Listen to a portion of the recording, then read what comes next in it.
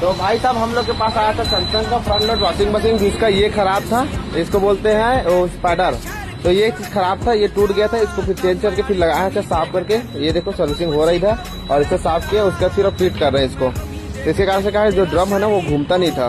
वो नया लगाने के बाद वो उससे फ्री से अच्छे से घूमेगा। देखना एक बार घुमा के दिखाना इसको, फ्री घूमेगा। वो थोड़ा सा एडजस्ट हो जाए उसके बाद से वो फ्री है। ये जो घूम नहीं रहा था अभी जो घूम रहा है, अब इसको पूरा फिट करेंगे, उसके बाद फिर कस्टमर को दे दिया जाएगा।